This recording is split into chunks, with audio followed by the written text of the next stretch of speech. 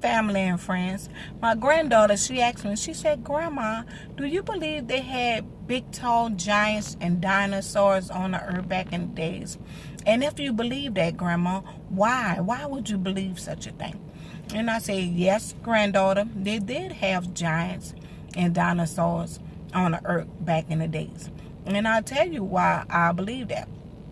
But in different mythologies, different parts of the country, you're going to hear the same story, but different words for the story. For instance, if you hear the word God, you might hear somebody say Yahweh, you might hear somebody say Elu, you might hear somebody say Inaki, you might hear somebody say Jehovah. There's many ways and different religion that they're saying the same thing, or saying the same person, but a different name.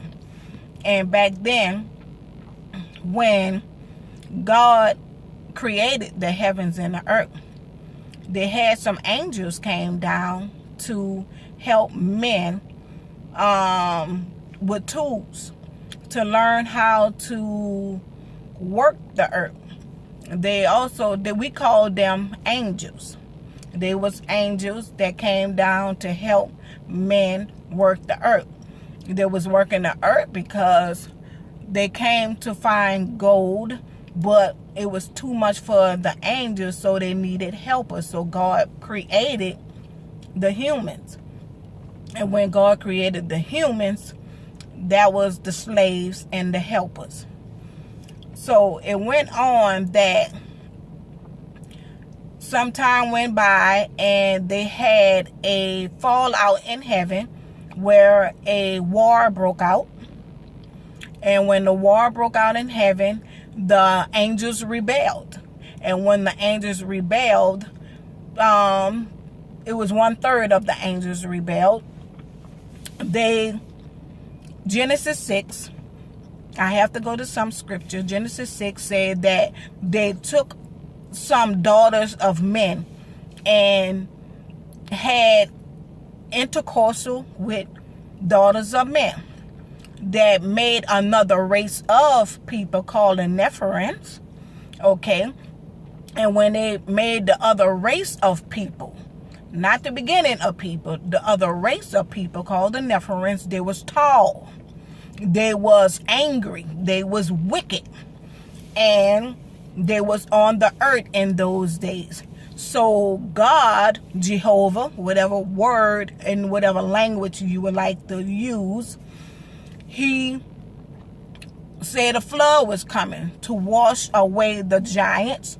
And when the rebelling angels rebelled and they knew they was about to be washed away from the flood, they went to having intercourse with animals and the people to make their seed stay on the earth.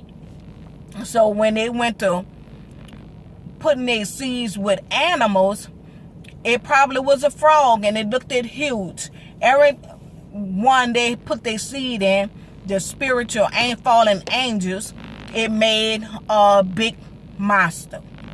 And that's when God made the flood came and washed away the giants and washed away the dinosaurs, but told Noah to bring 2 of the same species back on the ark. That way they can come back into their normal form. That's why we still have the animals, but we don't have the genetics of the animals from the fallen angels that was huge and disformed. And when he washed away with the flood, they also had giants that was still on the earth. And they all didn't pass away, even though the people on the ark was still alive. But they still had giants that was still alive after the flood.